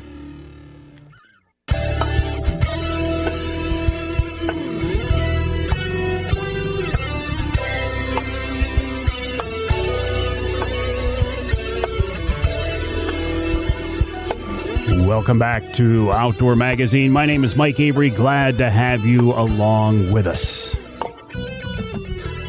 Whether you're listening to the broadcast version of the show on your local radio station or the podcast version, thank you very much. I do appreciate it. Also appreciate my good friend, wild game chef extraordinaire Dave Minar, for joining me on each week's show, as he is once again. David, welcome back. How are you? I am unbelievably good. In the yard, it's a day that's going to be like 50-some degrees. The geese are honking and going north and landing in my yard and eating my grass and leaving goose grease everywhere. Flying rats. That's all those things are. Big flying rats. Gosh. But what a lovely day. It was so foggy this morning I couldn't see to the end of the yard. Just one of those nice early spring days. Oh, just glorious. I'm telling you. I'm sitting here in the shirt sleeves. Oh, nice. And hey, we had a meeting the other night at Trinity, kind of a debrief on our big Trinity Monitor Wild Game Dinner and Auction. People had nothing but great things to say about you. We're already excited to be planning next year's event. But I know you've got something else coming up here real soon, don't you, Dave? Yeah, I was invited to do the Bridgeport Gun Club Sportsman's Banquet, and it's April 23rd of this year. And I didn't realize that they had all of their money, all of their profit goes back 100% into the community. So I gave them a really good deal to help them raise some more funds. But they buy teddy bears to give to the state police to give out when children are in need or overly anxious. The veterans, they help lots of veterans. Burned out people, for their homes burning up, they help them. The list goes on and on what they do with their funds. It's $50 a person, and the dinner and drinks are all included. So a lot of people are taking good advantage of this. And if you want to get a pencil and paper, you could put it on your page or something, Mike. The phone numbers are 777-9146, and these are in the 989 exchange, both of them. And the other one is 341-0645. And again, April 23rd, dinner and drinks included, $50 per person, and they do gun raffles, and just like your church, and they seat up to 400 in their big banquet. Nice. Yeah, I went to a funeral there one time, and they did just an outrageous job from the member. Listen, as we get closer to that, remind me, we'll talk about it again. Do you have time for a quick, maybe a fish recipe? I do. If you want, I heard from a guy in the restaurant the other day that the cohos are starting to pile up down at the south end of Lake Michigan. Yeah. Have you talked to anybody about that yet? Yeah, absolutely. In fact, last week we did. Yeah. Okay. So anyway, if we could do a bronze coho recipe, not a blackened, or you could use steelhead or regular salmon too. You need about 8 to 10 ounces of boneless, skinless per person. About a cup of blackening spice. This would be for 4 portions. A couple of beaten up eggs, flour to dredge, olive oil to saute, and butter, white wine, and lemon juice to make a sauce. So I like to soak the bigger fish in buttermilk overnight. Trim away all the visible fat, the belly fat, and anything on the top when you're filleting it out. Soak it in buttermilk overnight if you like. Pat it dry, dredge it in flour, put it in the beaten up eggs in a medium hot pan. You don't want to blacken it because it'll make it taste a little spicy. So you can put as much spice or as little as you like on it. Brown them on both sides. Put them in a baking dish. Bake it at 350 degrees. It's only going to take about 6 to 8 minutes because they're already brown. And make sauce of about a half a pint of butter for 4 people, about 8 ounces of white wine, and enough lemon juice to your taste. Cook it fast so it's nice, thick, and creamy. Put the sauce on the plate, put the fish on top, sprinkle a little parsley, and it's a glorious way to do coho, steelhead, king salmon, walleye, catfish. Just about any of the fish come out just glorious this way. And look at you doing that whole recipe in about a minute and a half. Did I have time? Yeah. You did perfect. That's why I picked it short. Short, easy, fast, and furious. Just like the coho fishing is right now in southern Lake Michigan, or will be soon. I heard they were just bragging how great it was. Yeah, we talked to a guy last week in St. Joe, and he said it was just getting ready to kick off. So, all right, David, listen, always a pleasure. Thanks again for your help on our dinner. Good luck on your upcoming event, and I would encourage people to swing by Oscar and Joey's. Where do we find you? Right on the corner of Birch Run Road, Dixie Highway, exit 136, a tenth of a mile east of the expressway exit in on-ramp. Open Thursday through Sunday? Yes, and please try to attend this sportsman's banquet. Get your tickets early. They always sell out, like your venue, too. Wonderful. All right, Dave, keep up the good work. We'll talk again next week. Thank you, Mike. Bye, everybody. Wild game chef extraordinaire Dave Minar, a big part of the Outdoor Magazine show, as are you. Because if you weren't listening, there'd be no reason to do the show. And then I would be very, very sad. I would encourage you to check out my website, MikeAveryOutdoors.com, my various social media venues. You can always send me an email, Mike@MikeAveryOutdoors.com. Tell me what you want to talk about, what you're sick of hearing, what you like, what you don't like. Questions for the Ask Avery segment, Mike@MikeAveryOutdoors.com. And remember, on every Wednesday Night Live, now through Easter, we're giving away a Michigan brand ham as part of our Ham for the Holidays. That's on Wednesday Night Live, right on now through Easter.